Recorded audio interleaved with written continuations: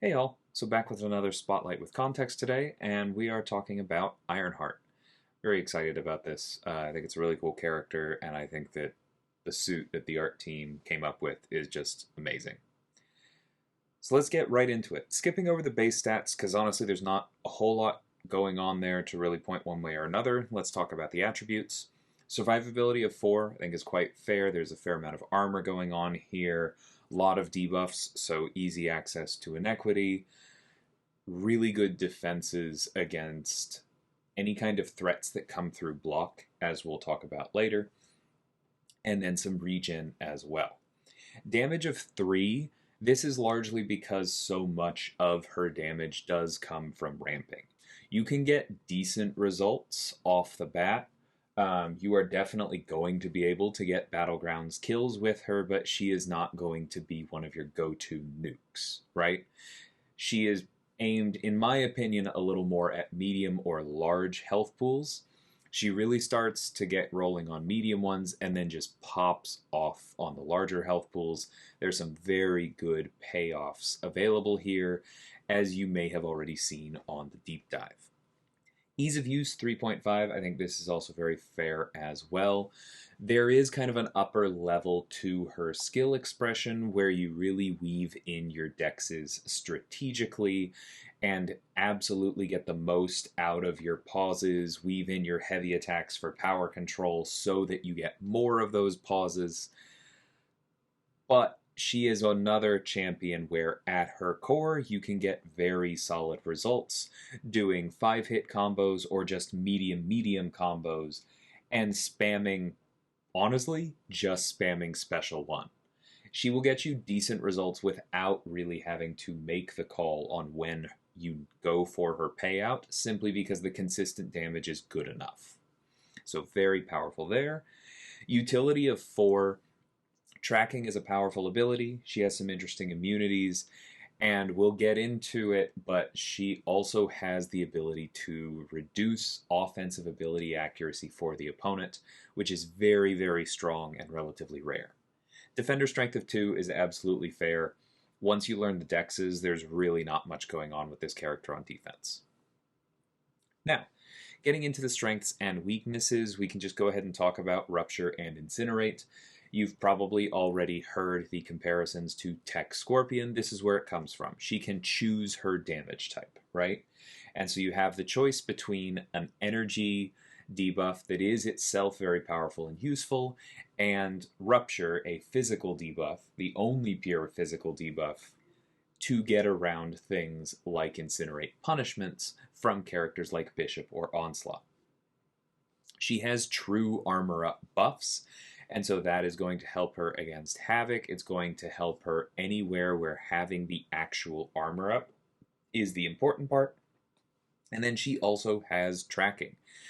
And she gets this as a passive. So once you get up to this, it just sticks, and then you have anti-miss up pretty much the entire fight. She is, in my opinion, one of the strongest miss counters in the game. It also comes packed with a fair amount of extra utility on top of normal tracking that we'll get into. Weaknesses, if she loses her access to her armor breaks, she is definitely a lot less survivable, and it is harder for her to have access to some of her other abilities. So you got to watch out for that, like with some other techs. She doesn't necessarily have explicit weaknesses to unblockable or unstoppable, but a fair amount of her survivability score is wrapped up in abilities that allow her to not get hit or to block well, and so actually getting hit is going to be a bit of a problem. And then Special Lock is just a call out because she is at her best when she is throwing specials regularly. You can have your effects fall off and lose a fair amount of output if you are badly disrupted, which Special Lock can do. Moving into the actual kit, her pre-fight ability, as with Scorpion, allows her to choose which damaging debuff she is focusing on. Once you choose it, that is your repulsor debuff for the rest of the kit. So remember that this is what that refers to. They last for 18 seconds and do the same amount of damage regardless of which kind of type you pick. She defaults to Incinerate, but you can also pick Rupture in the pre-fight. Both of them have a max stack of 50. Medium attacks inflict repulsor debuffs, a single one per medium attack, but this also does mean that you can just go medium with her. You are going to build power more slowly that way than going a full 5-hit combo, but you are also going to give your opponent less power, and so which one is best may depend a little bit on the fight in front of you. Triggering the Dexterity Mastery inflicts 2 repulsor debuffs, but then this goes on cooldown until Ironheart's next special attack. So you can get more out of her by weaving your dexes in strategically, like I said earlier, but this is not a limitless source of damage. This is something that you get only every time you throw a special. Still, her upper ceiling is going to be available significantly faster if you get this every single time you throw a special.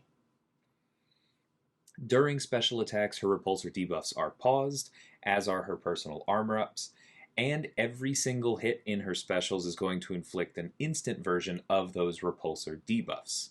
So if you are in the Incinerate mode, you get an instant Incinerate passive, doing a burst of damage on every single hit. And if you are in the Rupture mode, you get an instant Rupture passive, again doing burst damage.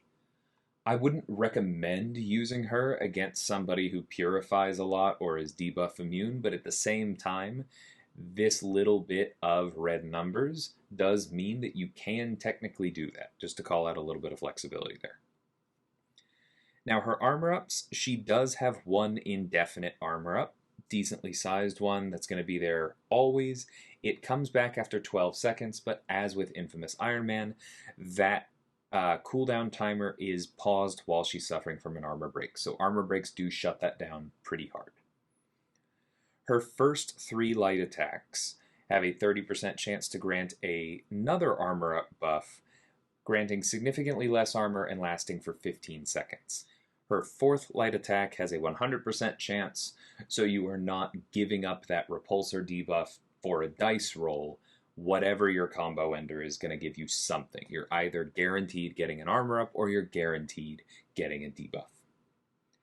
While she has an armor up effect, she's immune to reversed controls, Incinerate, Cold Snap, and Frostbite, and her debuffs are unaffected by ability accuracy modification against mutants. So if you're not facing somebody with armor break, you basically just have this all of the time because of her indefinite armor up, and so she just does not have to worry about reverse controls, something that is still relatively rare in tech. She has these nice immunities against Incinerate and Cold Snap, and you don't have to worry about her personal debuffs being messed with against somebody like Domino, sure, but you'll notice that not all of her abilities are insulated against ability accuracy modification. So in my mind, it's not so much that she's a Domino counter as that her debuffs just ignore glancing. That's the important thing to think about in my mind, is that these debuffs are going to land. Any kind of ability accuracy reduction like that can shut down a lot of characters, but Ironheart is going to still land her debuffs. That's a very nice ability there. Moving on to the next section, while the opponent is suffering from 5 or more debuffs, Ironheart inflicts a tracking passive. So, obviously the easiest way to get to this is to just land 5 medium attacks, and then you're probably going to have it up for most of the fight. Like I mentioned earlier, this means that she is one of the best miscounters in the game. You have to maintain it, but you don't necessarily lose it and then have to re-earn it, which is sometimes a problem other characters have. And then opponents that are robots or are suffering from a tracking effect, meaning that you get this against everybody once you have the tracking up, or you have this against robots whether the tracking effect is up or not, suffer minus 100% offensive ability accuracy when hitting Ironheart's block. This is very similar to what Sam Wilson gets on his Bulwark. It's a lesser version, but related to Proxima Midnight as well, if you're more familiar with her. This is an extremely powerful ability because it shuts down all kinds of things into block. This, I believe, works against Gore's debuffs through block. Not that I would necessarily recommend Ironheart against Gore. This works on nodes like kinetic transference. This works even on masochism, because that is something that triggers when hitting into your block. This prevents hard knock life from putting that disorient on you when you parry. There are all kinds of things that this just completely shuts off. There are a lot of threats in our game built around hitting into block, because blocking is one of those core safety nets for an attacker, and so one of the easiest ways to build a threat is to make blocking dangerous, right? Unless that threat is itself ability accuracy reduction protected, Ironheart is going to be able to turn it off after landing 5 mediums and probably keep it off for the rest of the fight. This is a very strong ability. Additionally, mutants suffer an even greater reduction, meaning that if mutants have extra ability accuracy because of a node or just their own abilities, they're shut down that much more. I think this really is the core of her appeal to me. I consider this an extremely strong ability. It has always been my favorite thing about Sam Wilson, and now we're seeing it again on another character. If you're trying to figure out where would I use Ironheart, this is where I would start. Her immunities, especially the reverse control, are nice, but I think this is the core of her appeal for me. Very cool ability. Moving on, while a tracking effect is on the opponent, Ironheart's AI can predict enemy attacks, meaning she can trigger non-contact attacks. She can also block mutants' unblockable specials. So once you have that tracking up, you can now parry Havoc's mediums. You can block all kinds of spooky specials against mutants. You are much, much safer. We talked earlier about how a lot of her survivability score is less in tank stats and more in avoidance abilities. This is another one of those. You have to block less because you don't have to reparry, and you don't have to worry about unblockable specials. Moving on to her heavy attack, the first hit inflicts a non-stacking suppression debuff. This reduces combat power rate by 30% for 15 seconds. So it's a pretty strong suppression and quite a long one. Like I mentioned earlier, the ceiling of her performance is to weave this heavy in with some frequency, because that 30% suppression is going to allow you to land a lot more attacks and build a lot more power and throw more specials relative to what your opponent is doing. You can, of course, combo this further with things like Mr. Fantastic's suppression pre-fight or the Tech Collar Mastery, but even on its own, this is a potent weapon that you want to figure out how to work into her rotation. The final hit invalidates prowess effects from the opponent equal to the amount of repulsor debuffs they have. Remember that her repulsor debuffs go up to a stack of 50. This means that once you are ramped even a little bit, basically when you throw a heavy, it almost doesn't matter how many prowess the opponent has. They're gone now. They're just gone. So very strong ability there. Now we mentioned that you want to throw more specials with her, and I also mentioned that just spamming the special one is probably the baseline way to play her. So let's take a look at that. First and final hits inflict 1 repulsor debuff, so it's going to ramp you that much further. But the important part is the final hit. On top of the fact that repulsor debuffs are paused during specials, and so as soon as you throw this, they stop ticking down, the final hit of this special pauses them further for 8 more seconds, allowing you to not worry about the upkeep and continue to stack more as you build to the next special, which again is easier if you have the suppression on them. It's also going to put a non-stacking vulnerability passive, reducing physical and energy resistance for 20 seconds.